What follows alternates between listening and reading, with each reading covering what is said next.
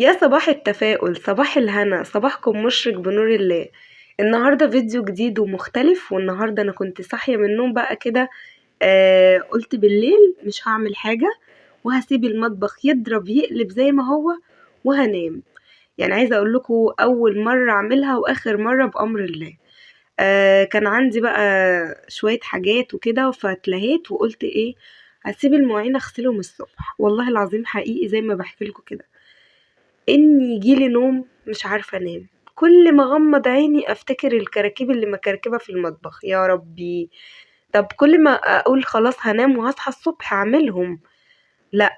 طب إزاي؟ طب هسيب الحوض كده؟ كل دوت تفكير في دماغي. المهم، عشان ما اصدعكمش، بصوا بقى، الحنفية ديت أنا على طول بجيبها، أو قلب الحنفية ده أنا على طول بجيبه.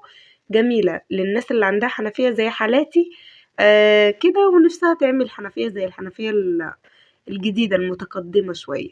المهم ان دي مش غالية خالص، ديت ب25 جنيه، وانا على طول بجيبها. انا جبتها 3 مرات وديت الرابعة. بس بتقعد شوية وبتعمل يعني بتقعد شوية، وبعدين بتحسوا المية فيها ضعفت، او الفلتر بتاعها بيبقى عايز يتنضف. بتكون عبارة عن 2 زي اللي انتوا شفتوها، وبيتركبوا في قلب الحنفية. بس سهلة جدا، بس جميلة. بتخليكي مثلا لو انت هتغسلي حاجة او كده، المية ما تبهدلش الدنيا، وفي نفس الوقت المية جديدة. وكمان بتكون حلوة في الحوض، لو هصبن الحوض او حاجة، ديت فيها دوران زي ما انا موريكم دلوقتي، بيلف الحوض كله. وفيها 2 بيغيروا نظام المية. المهم، علشان ما اطولش عليكم، نبدأ كلامنا بالصلاة على النبي. اللهم صل وسلم وزد وبارك عليك يا حبيبي يا محمد. يا جماعة، بالله عليكم لو الفيديو عجبكم ما تنسوش لايك وشير. بصوا بقى، دايما كده أحب مطبخي، أحب بيتي، أحب نفسي حرفيا زي ما بقولكوا كده، والله العظيم، عشان أكون راضية عن حالي أو راضية عن نفسي. في ناس كتيرة قوي مش بترضى على نفسها بسبب ان هي بتبص لغيرها. لا، انا ما ببصش لغيري، دايما ابص للحاجة اللي مش اللي عندي ومش عند غيري. بمعنى ايه؟ بمعنى ان انا لو بصيت على الحاجة اللي عند غيري ومش عندي، هفضل دايما الوم نفسي. طب ليه؟ طب مش عارف ايه. غير كده كمان ان انا ببص لغيري في عيشته. بس فانا مش عايزة الحتة ديت، عايزة اكون انا ابص للحاجة الكويسة اللي عندي ومش عند غيري. ودايما احمد ربنا. دايما دايما اي مكان او اي بيت او اي اسرة عامة بيكون فيها حاجة ناقصة، فانا ابص على الحاجة الكاملة اللي في بيتي. ولما اجي ابص على غيري، ابص على الحاجة الناقصة اللي فيه، واقول الحمد لله يا ربي، انا عندي نعمة افضل من غيري. حتى لو انا مثلا الدنيا مقفلة معايا في فلوس، الدنيا مقفلة معايا في مثلا في تربية عيالي، اي حاجة من الحاجات ديت ما احطش في بالي. والله بجد، حقيقي نصيحة مني ليكو. وخلي دايما كده يومي متفائل، يومي كده يعني زي ما بيقولوا بيضحك.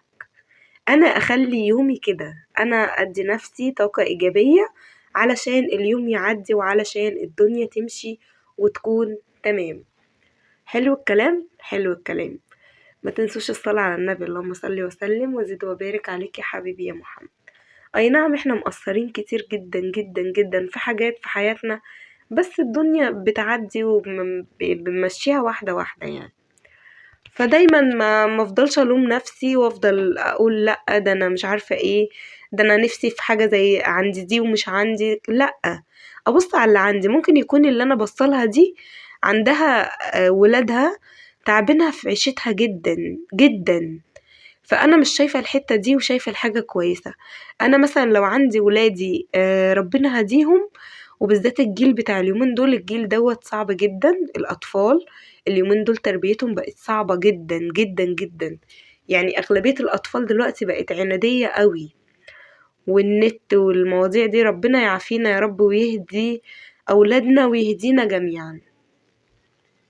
بس فأنا بص للموضوع ده قوي، أبص على الحاجة اللي عندي أنا، يعني اللي عندي أنا ومش عند غيري، وأقول الحمد لله على نعمتك يا رب. بمناسبة الحوض بقى، أنا هنا بصبن الحوض، فلو حد عنده حل للزق بتاع الحوض اللي بيسمر ده، اللي حوالين الحوض اللي مجنني ده، والله العظيم بجد حرفيا مجنني. يقول لي اعمل ايه والنبي. بفضل ادعك فيه وكده. ففي مره كان الحوض اصلا هيتخلع من كتر اللزق. انا هنا كنت بعمل الميه سخنه علشان بتبقى حلوه، بتنضف لي المواعين كويس جدا. طبعا مش بشطف المواعين بميه سخنه، لا، دولت كانوا طبقين كده كان فيهم شويه فاكهه، فقلت بالمره ادعكهم، يعني نضاف، مش فيهم حاجات كتيره، فهتلاقوني كروتهم كده على طول.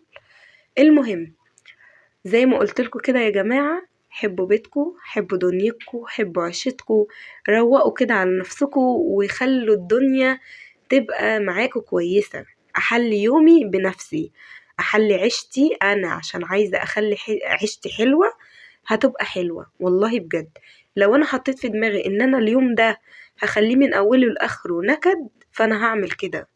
لو أنا حطيت في دماغي إن اليوم دوت هخليه من أوله لآخره يكون يوم جميل ويوم حلو، أنا فعلا هعمل كده.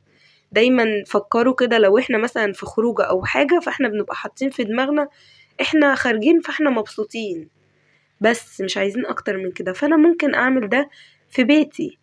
أنا في البيت مثلا، أنا خلاص أيامي كلها بأمر الله تبقى حلوة. بصوا، أنا هنا بعد ما بصب الحوض بنزل مواعين اللي أنا بغسلها أشطفها فيه يعني.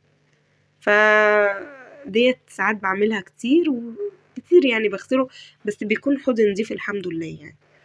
بس كده زي ما قلتلكوا. ونرجع بقى الفيديو بتاعنا الطويل عليكم دوت. معلش لو لسه بتتفرجوا عليا لحد دلوقتي، ما تبخلوش عليا بلايك وكومنت، سبسكرايب للقناة أسرار المطبخ مع آية زايد. ويلا بينا بقى نغسل النعناع ده حبيبي ده. كنت لسه بقى جايباه من السوق وقلت بالمرة اغسله. انا هنا بغسله، وبعد ما بغسله بفرده على حاجة نظيفة، يعني على فوطة نظيفة، وبسيبه يتهوى كده او ينشف. زي لما بنخلي حاجة مثلا تبقى ناشفة. ممكن في ناس بتعمل ملوخية في البيت، الملوخية الناشفة في ناس بتعملها في البيت، فلو الناس دي هيكونوا عارفين انا بتكلم في ايه. المهم بغسله وبعد كده بسيبه على فوطة ينشف خالص، وبعد كده بجيب برطمان وابتدي احطه في البرطمان او افرطه في البرطمان. كنت عملت لكم فيديو قبل كده عن النعناع. انا اصلا بيتي ما بيخلاش من النعناع. فبالنسبة للشتا طبعا الحاجات دي حلوة جدا. نعناع بقى وحلبة وينسون وتليو وسحلب والكلام ده كله، يعني الحاجات دي بتدفي فبتكون جميلة. وحمص الشام طبعا، استنوني في فيديو بأمر الله هعمل لكم حمص الشام بأمر الله، عشان بس حد غالي عليا كده طلبوا مني، فأنا إن شاء الله هعمله بأمرك يا رب. المهم نغسل النعناع كويس ونركنه على جنب، عشان مش دوت موضوعنا النهاردة كبير. هعمل لكم معطر تحفة تحفة تحفة للمطبخ بقى، أرشه على الركنة، أرشه على الأنتريه. معطر والله العظيم بجد روعة الروعة، روعة الروعة. أنا جربته وانتوا عارفين مش بعمل لكم حاجة غير لما بجرب، وإن شاء الله هتدعوا. يلا بينا على الرخامة بقى، نشوف الرخامة المعكوكة المخلل دوت بقى. بصوا ما شاء الله المخلل كله خلص، مفيش غير آخر برطمانين. البرطمان اللي ناقص شوية دوت ده فاضي، ده مية بس، فميته جميلة والله العظيم. والخيار خلص والحمد لله، بألف هنا وبألف شفا طبعا لكل كل منه، عشان احنا بنحب نوزعه. دي بتاعت الحنفية اللي انا قلتلكوا انا بغيرها كل شوية، مش كل شوية، كل مثلا 5-4 شهور كده. المهم نعمل بقى المعطر ونبطل رغي شوية، عشان انا بقيت رغاية. حلو الكلام، حلو الكلام. صلوا بينا على النبي وهاتوا دوني.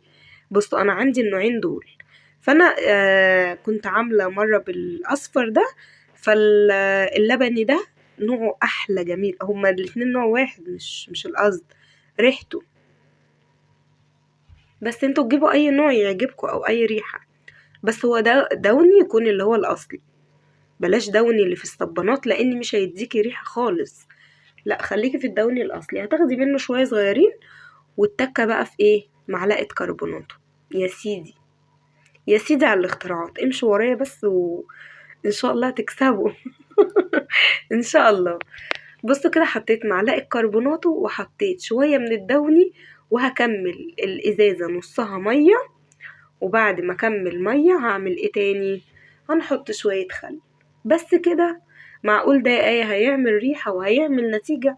والله العظيم رشيه في المطبخ على الرخامة واتفرجي، ولا هيخلي أكل يكرف ولا هيجي في ريحة حاجة ولا محتاجة.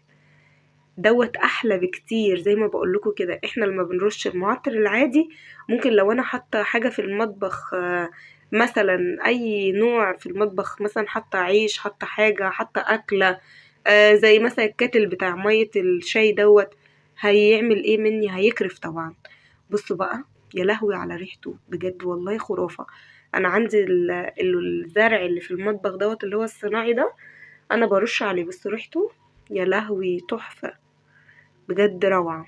والله جربوه. انا مش، انتوا عارفين مش هعمل لكم حاجة غير لما تكون مضمونة 100%.